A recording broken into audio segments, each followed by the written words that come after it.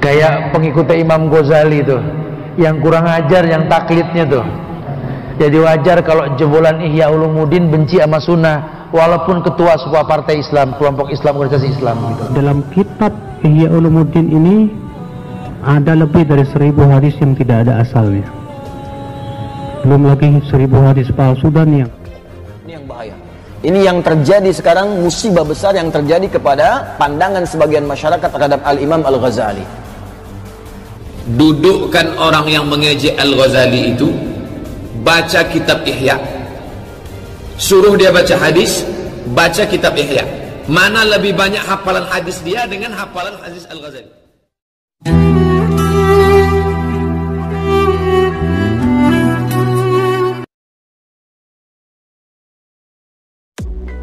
Meluruskan kesalahan fatal dua petinggi Wahabi Salafi Indonesia, Pak Subhan Bawazir Al-Wahabi dan Pak Yahya Badrus Salam, yang menyesatkan junjungan umat Islam, Hujjatul Islam, Imam Abu Hamid Muhammad bin Muhammad Al-Ghazali.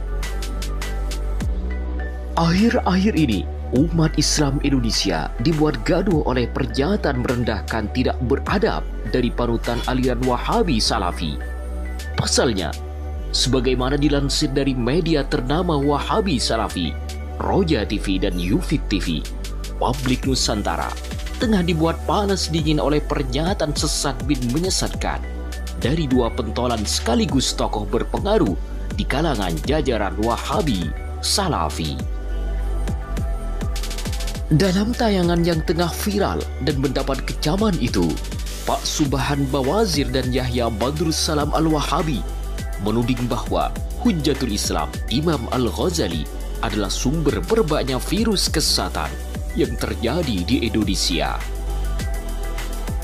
Menurut penjelasan keduanya, Imam Al-Ghazali adalah salah satu imam besar yang tidak bisa memahami ilmu hadis dengan baik dan benar, sehingga sangat wajar sekali manakala dalam setiap karyanya banyak menyebarkan pemahaman yang sesat dan keliru. Lebih lanjut, dengan nada sangat merendahkan di hadapan para jamaah wanitanya, Pak Subhan Bawazir Al-Wahabi menuding bahwa kitab Ihya Ulumuddin yang sering menjadi rujukan kalangan ulama pesantren adalah bukti konkret kegagalan Imam Al-Ghazali, karena menurutnya dalam kitab Ihya Ulumuddin bersumber berbagai hadis dhaif. Bahkan dengan nada keras dan yang sangat hobi merendahkan amalia umat Islam Indonesia itu, menyebutkan bahwa sebab maraknya kesatan dan perbuatan bid'ah di Indonesia karena umat Islam telah menyebarluaskan kitab Ihya Ulumuddin karya Al-Ghazali ini. Inna lillah. Sama orang-orang ahlul bid'ah yang dia bilang, guru saya tuh kalau baca Al-Fatihah sekian ratus, padahal tuh guru gak pernah ngitung, muridnya di samping ngitung. Karena umur kadang-kadang berhenti tuh guru, hitungan dipegang. Guru saya mah 100 kali Al-Fatihah tuh kan.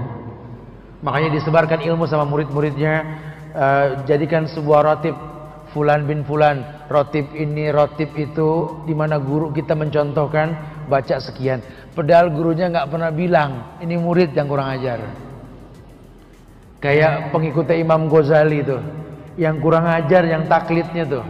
Lawang Imam Ghazali sendiri mengatakan bidhaati fi ilmil hadis misjaf. Ilmuku tentang ilmu hadis itu lemah, kata Imam Ghazali. Makanya beliau meninggal megang Sahih Bukhari, Imam Ghazali. Cuma muridnya kadang nyetak Ihya Ulumuddin, betul?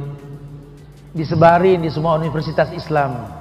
Setelah ahlinya mengecek, ternyata dari 1013 hadis di kitab Ihya Ulumuddin, 996-nya dhaif. Kebayang gak tuh?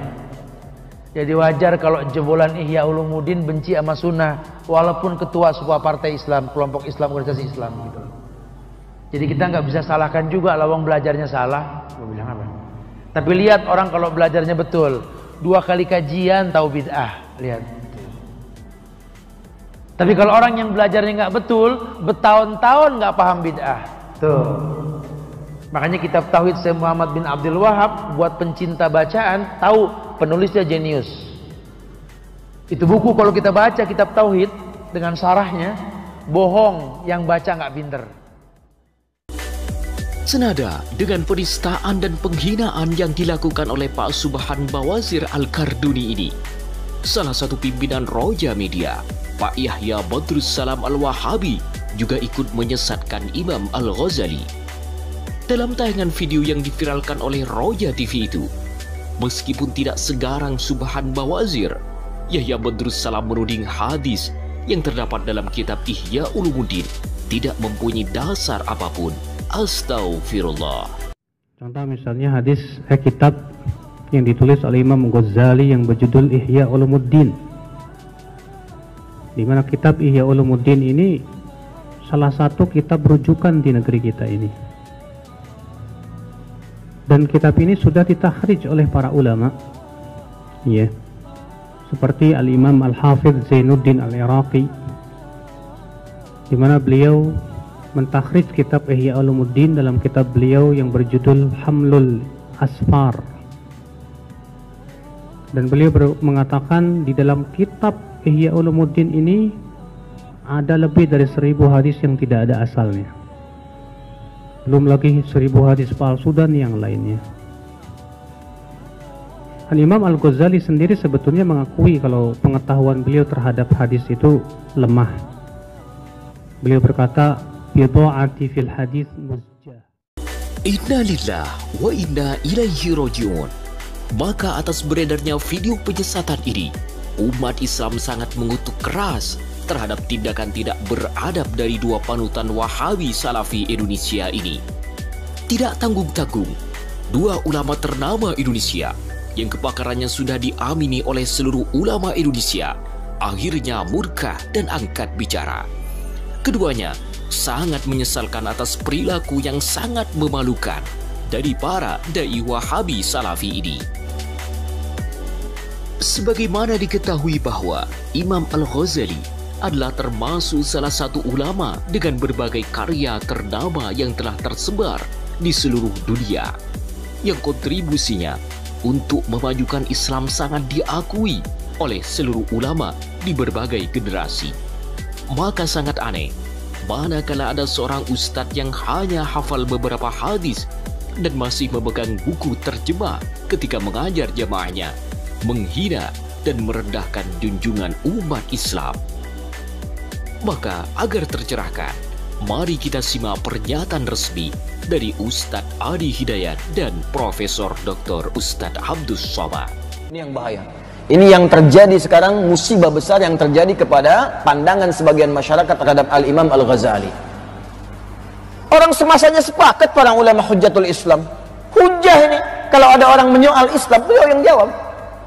Kalau ada orang minta dalil, beliau yang fatwakan. Mufti besar Hujjatul Islam. Tiba-tiba orang sekarang mengatakan, ini pembuat hadis palsu. Tinggalkan Ghazali. Anda siapa? Kalau tidak sepakat, tidak harus mencela. Kalau ada persoalan di satu titik, jangan sampai nilai setitik menghapuskan susu sebelah enggak. Ya mungkin yang baiknya masih ada, yang lainnya Anda nggak sepakat, nggak ada masalah. Tapi sisi lainnya, siapa yang paling tajam mengomentari ahli kalam pada saat itu? Siapa yang membantah logika para filsafat yang banyak memurtadkan orang Islam pada saat itu? Al-Imam Al-Ghazali. Lantas Anda mengatakan, ini nggak paham ilmu hadis. Anda siapa, Joni? Quran beliau hatam, hadis-hadis paham, fikih juga mengerti. Tapi ada pertimbangan kenapa saya cantumkan ini, kenapa tidak, makanya pelajari dulu. Ya, itu saya punya kawan orang Syria, tesisnya tentang Al-Imam Al-Ghazali. Kami sedang di halakah di TV malah saat itu, sedang bareng-bareng. Tiba-tiba ada pemateri mencela Al-Imam Al-Ghazali, itu duduknya langsung berubah, matanya memerah. Dia katakan, bagaimana, apa yang harus saya lakukan? Saya tinggalkan saja halakah ini atau bagaimana? Kami bilang, jangan Anda tinggalkan. Kalau Anda tak sepakat, jawab dengan cara yang lembut. Tunjukkan kepadanya bahwa apa yang disampaikan tidak tepat. Maka dimulai dengan kalimat Sayyidi, Jazakallah khair, Masya Allah, kalimatnya bagus sekali. Ya, Tuan, terima kasih banyak. Anda dianugerahi Allah keilmuan yang sangat luar biasa, yang bagus sampai hadir di sini. Hanya ada beberapa poin yang saya kurang sepakat dengan pernyataan tentang Al-Imam Al-Ghazali. Dan Alhamdulillah, saya ini, tesis saya, itu fokus di bidang Al-Imam Al-Ghazali. Saya telah mensyarah kitab-kitabnya, saya telah kemudian merapikan bagian-bagiannya, dan saya meneliti Al-Imam Al-Ghazali dari mulai beliau dilahirkan sampai ke karya-karyanya, sampai ke kualitas sanadnya. Maka sekarang kebalik, yang bicara tadi yang mulai begini. Karena apa? Beliau membaca satu buku, orang ini sudah mengamati dari lahirnya Al-Ghazali sampai karya-karyanya selesai. Maka disampaikanlah yang menurut Anda begini tadi, nampaknya menurut saya mungkin agak kurang paham atau mungkin kurang baca referensi. Anda bisa cek lagi di referensi yang seperti ini yang meluruskan yang Anda baca tadi. Yang Anda baca begini, ini yang kurang tepat. Ternyata ada keterangan lain yang menunjukkan begini. Mungkin Anda bisa baca buku yang ini. Anda bisa baca kalimat yang ini. Setelah mendengarkan semuanya apa yang terjadi, yang satu tidak merasa digurui, yang kedua pun bisa paham dengan apa yang disampaikan. Akhirnya bersahabat keduanya. Selesai. Jelas ya? Dan itu indah, itulah akhlak. Itulah akhlak. Jadi jangan sampai perbedaan pendapat di antara kita menjadikan kita tidak bisa minum teh bersama. Paham ya? Bagaimana dengan perkataan Imam Al-Ghazali, perbendaharaanku tentang hadis sedikit. Apakah perkataan ini menggambarkan Imam Ghazali? Karena pernyataan ini sering dikutip orang yang sering melemahkan kitab Ihya Ulumuddin. Dudukkan orang yang mengejek Al-Ghazali itu, baca kitab Ihya. Suruh dia baca hadis, baca kitab Ihya. Mana lebih banyak hafalan hadis dia dengan hafalan hadis Al-Ghazali? Al-Ghazali nulis Ihya itu tidak pakai laptop. Dia mengharamkan Al-Ghazali baca laptop. Al-Ghazali nulis kitab itu keluar dari kepalanya. Al-Ghazali ahli tasawuf, Al-Ghazali ahli filsafat. Al-Ghazali menulis Fadaih Batiniyah, membantah orang Syiah. Al-Ghazali menulis kitab usul fikih Al-Mustasfa. Al-Ghazali menulis, Al-Ghazali alim. Kalau ada orang menyepelekan hadis Al-Ghazali, suruh dia duduk, kita baca Al-Ghazali. Coba kau baca berapa kau hafal hadis, kita baca hadis-hadis yang ada dalam Ihya Ulumuddin. Sampai hari ini belum ada orang yang mampu menulis kitab tentang masalah hati, masalah akhlak sehebat kitab Ihya Ulumuddin. Kalau ada tunjukkan sama saya, apa nama kitab? Makanya baca.